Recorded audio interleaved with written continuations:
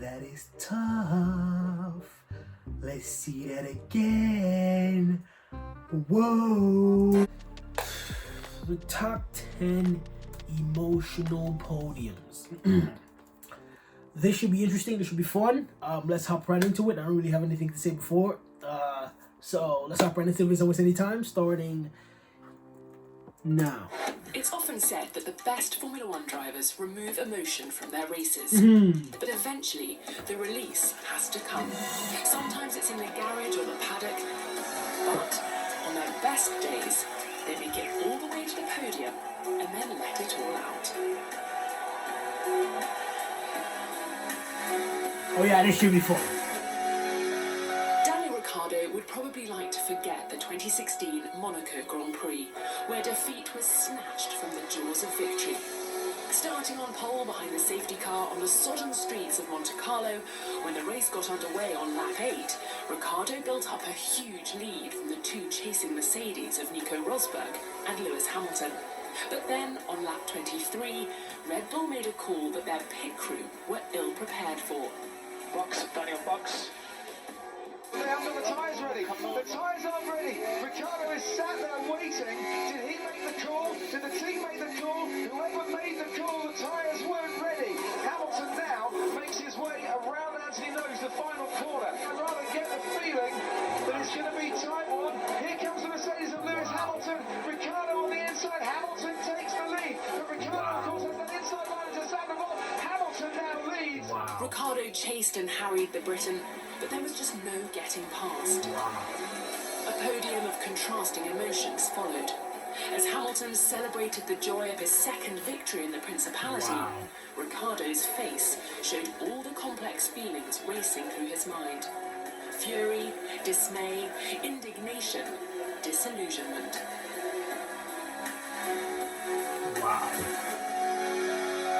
Sergio Perez's maiden F1 victory was 10 years in the making and came towards the end of one of the most tumultuous seasons of his career. The penultimate race of the season, his incredible last to first drive made a sensational statement. Taking on lap 1 by Ferrari's Charles Leclerc, there seemed little hope that Perez could do much more than salvage a point or two. Here I come from last place. Ultra-competitive RP20 saw him carve his way through the field, passing opponents, friends, and teammates podium places. Pit stop errors by Mercedes and a late safety car saw Perez into P1 and take the checkered flag for a hard-fought and much-deserved first Grand Prix win. Don't play with me. Don't play with me. Boy, don't play with me. Don't play with me. Don't play with me, bro. Don't play with me. Thank you. Boy. Oh, yeah. I know, and I want to keep going. Don't play with me. Boy. Michael Schumacher's win at the 2003 San Marino Grand Prix was magnificent. But there would be no celebrations as he took to the top step of the podium. Just a week before he and brother Ralph headed out to Imola, their mother, Elizabeth, had been taken seriously ill. The fact that her two sons put in superb qualifying runs that delivered a front-row lockout is testament to their skill and determination. Immediately after Saturday's sessions, the pair flew back to Cologne to be by her side. They returned for Sunday's race, only to be told a few hours before the start that their mother had passed away. Despite their obvious grief, they elected to participate. Michael's fight was with teammate Rubens Barrichello and the McLaren of Kimi Räikkönen.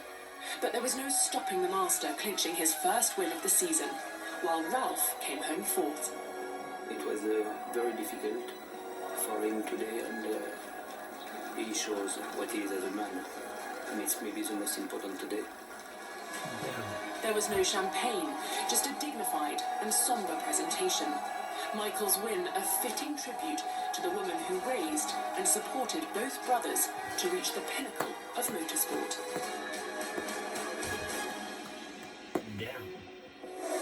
Prost has taken the advantage. Senna is trying to go through on the inside. Then it's happened immediately. two of Formula One's greatest champions were uniquely entwined. Alain Prost and Ayrton Senna shared 7 world championships between them and fought some of the closest battles in the sport's history, which were always thrilling to watch. Driving for Williams in 1993, the Frenchman's final season in F1 was a triumph. 7 wins saw him wrap up a 4th world title with 2 rounds to go. He shared podiums in Japan and Australia with his great rival, and it was at his final race in Adelaide that the two titans demonstrated how much they respected and admired each other, despite their well-known previous racing animosity. With Senna victorious in the season finale and Prost a magnificent second, the Brazilian pulled the Frenchman up onto the top step to celebrate his remarkable career in a show of great sportsmanship.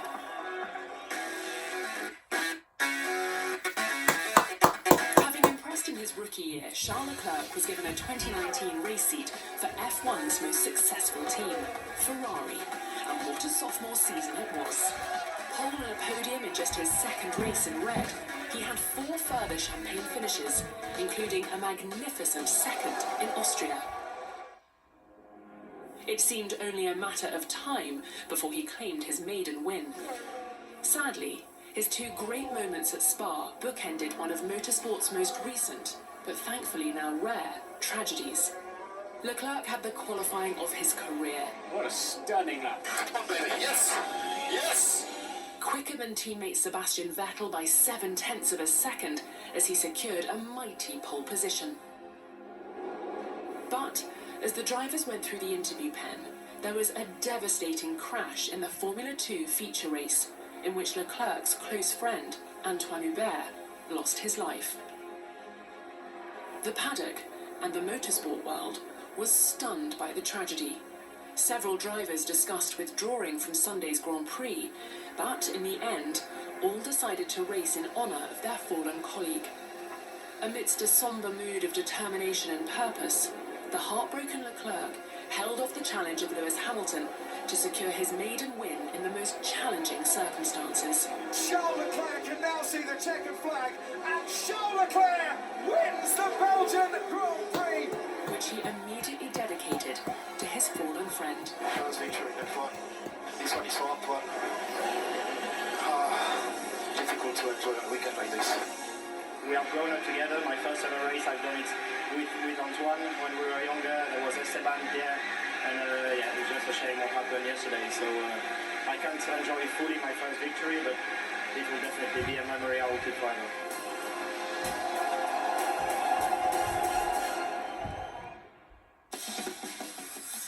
It's not always tears of happiness or pangs of anger on the podium. Sometimes it's just pure joy. Having withstood the mid-season challenge of both Mika Hakkinen and David Coulthard, a trio of wins at Monza, Indianapolis and Suzuka saw Michael Schumacher wrap up his 3rd world crown 5 years after leaving Benetton to achieve his dream of bringing Ferrari back to the top. Michael Schumacher cuts straight across and drives Mika Hakkinen towards the wall. Who is this? As he did last year and the year before. He bided his time, and Schumacher when the guy. fell, the Rainmeister began to reel in the Finn. As the final round of pit stops played out, some exquisite driving saw the Ferrari man pull off the overcut and take the lead, crossing the line for his 8th win of the season.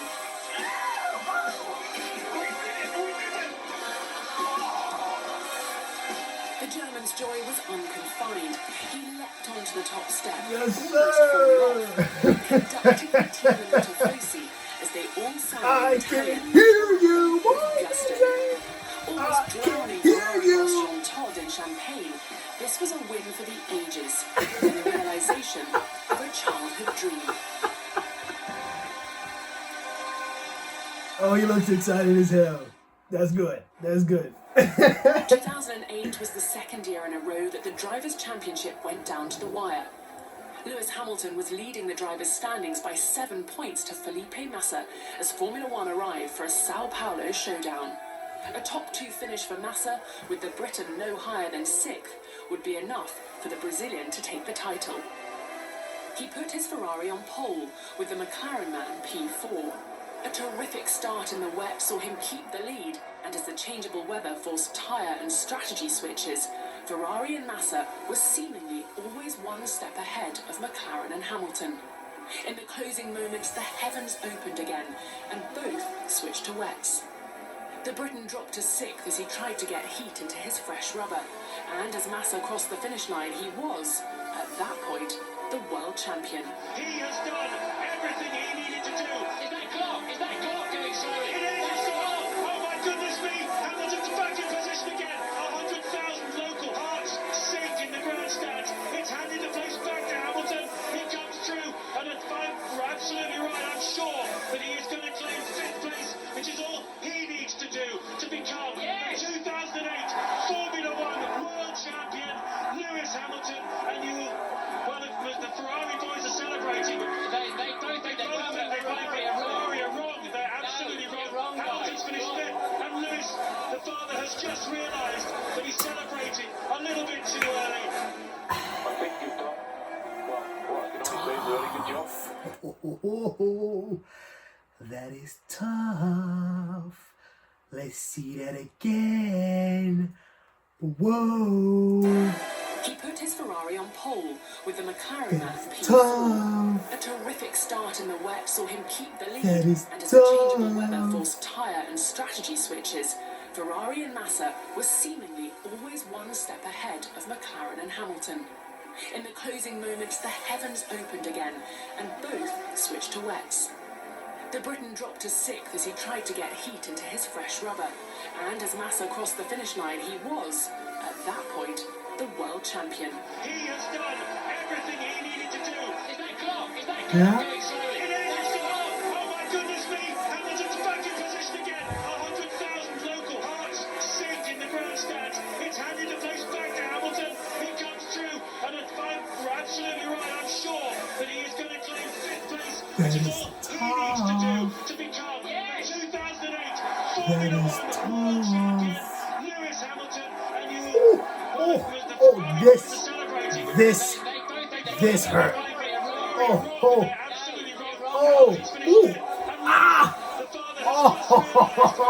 The dagger. The knife. Well, I can only say it's a very good job. Well done, son. Very, very proud of you. I'm so proud of you anyway. I would have been even more with the championship, but anyway, thank you. The resolve and stoicism Massa showed on the podium was incredible, as a nation was inconsolable. We finished in the front, and we have to be very proud about that. And unfortunately, we missed 1 point, but that's racing. It's one more day of my life. We're gonna learn a lot with this day, and that's the way it is. But for sure, I'm very, very emotional. Oh, damn. Oh, damn. Oh, damn. Oh, After damn. 122 starts, a string of near misses, That was tough. and being a firm number 2 to Michael Schumacher, few gave Rubens Barrichello much hope of breaking his duck as he lined up P18 for the 2000 German Grand Prix.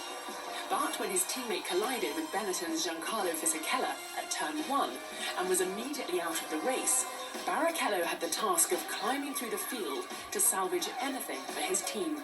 And he did just that, with a series of incredible overtakes, working his way through the field until he was all over the tailpipes of Jarno Trulli's Jordan. Separation toodles. Ugh. On lap 20, he secured the fastest lap before the race was disrupted by an intruder dashing across the Hockenheim ring. How?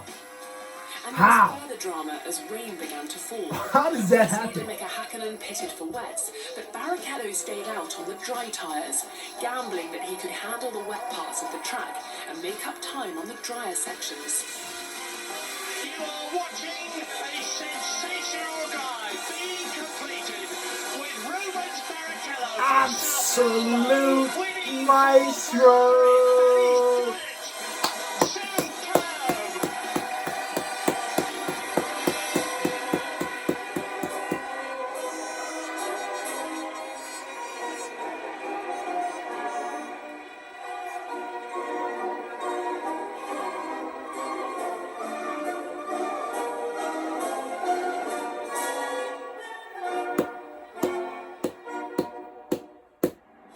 Bro was in tears. You can't help but just feel happy, man. You can't help but just feel happy. Bro was in tears. Let's see that again. Look at how happy he was. Was he hopped on the podium, hands in the air, like he's in tears.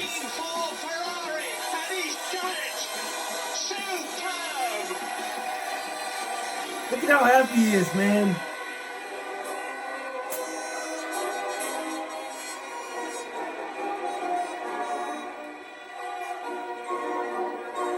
Damn, man. Damn, man.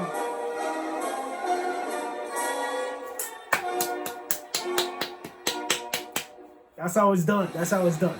Ayrton Senna's maiden victory on home soil was a long time coming. During the first 7 seasons of his magnificent career, he failed to take the winner's trophy in Brazil. But in 1991, there was to be no stopping him. Getting the jump on pole sitter Nigel Mansell at the start, he held off the Britain's challenge for 60 laps, the Williams driver rampant before his gearbox finally gave out. But Senna had been suffering a gearing problem of his own. Having lost 3rd, 4th and 5th gears, it meant medium and high-speed corners had to be taken in 6th. It was all the Brazilian maestro could do to stop his McLaren from stalling at each turn. Now hounded by the second Williams driven by Riccardo Patrese, Senna pushed on as best he could. Not even the rain could stop him from taking his first home Grand Prix after 8 years of trying. And yet again! Yes, sir! Bro, come on! And yet again! Physically exhausted and emotionally drained, he had to be helped from his car and onto the podium. The effort of lifting the trophy was almost too much. This guy! I've been ideal to win the Brazilian Grand Prix many other occasions, and today is a memorable day in my career, in my life. It's a super day.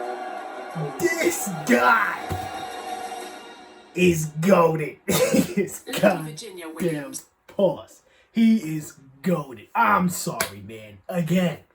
Yet again, we see him coming here, and something happens where he has to come in here and just goat up. He has to goat up. He has to come in here and goat up, and he does it again. We just saw him do it in the every single video I check out, and he's on here. He's goated. Let's see it again. This guy. The winner's trophy in Brazil. This guy. In 1991, there was to be no stopping him. Getting the jump on pole sitter Nigel Mansell at the start, he held off the Britain's challenge for 60 laps, the Williams driver rampant before his gearbox finally gave out. But Senna had been suffering a gearing problem of his own. Having lost 3rd, 4th and 5th gears, it meant medium and high-speed corners had to be taken in 6th. It was all the Brazilian maestro could do to stop his McLaren from stalling at each turn. Now hounded by the second Williams driven by Riccardo Patrese, Senna pushed on as best he could. Not even the rain could stop him from taking his first home Grand Prix after 8 years of trying. Oh my God, man! Yes, sir! Come on! Physically exhausted and emotionally drained, he had to be helped from his car and onto the podium. The effort of lifting the trophy was almost too much. He's goated, man. He's goated. He's goated. He's goated. I've been ideal to win the Brazilian Grand Prix many other occasions, and today is a memorable day in my career, in my life. It's a super day. I'm overly. How is this not number 1? Lady Virginia Williams, or Ginny, as most F1 fans would know her, was the wife of Frank Williams, founder and team principal of the outfit that bears his name. And without her, the team would not have had the success it did. Meeting failed racing driver and aspiring team owner Frank in 1967, she sold her London flat to fund her then-boyfriend's fledgling outfit. Largely uncredited over the years, Ginny was the backbone backbone of the team as it made ground and eventually found success. In 1986, the Williams family's lives were changed forever when Frank suffered paralysing injuries in a road accident in France. Their car that year, the Honda V6 turbo-powered FW11, was a masterpiece of engineering, helping the team to 17 podiums, 11 fastest laps, 4 poles, and 9 Grand Prix victories. At Brands Hatch for the British Grand Prix, on the weekend that Frank made a poignant return to the paddock, Nigel Mansell led Nelson Piquet home for a Williams 1-2, sparking incredible scenes of celebration. Without Jimmy's intelligence, bravery, resolve, and incredible loyalty, it's unlikely the team would have achieved all it did. 9 Constructors' Championships, 7 Drivers' titles, and many, many champagne moments. None more emotional than this.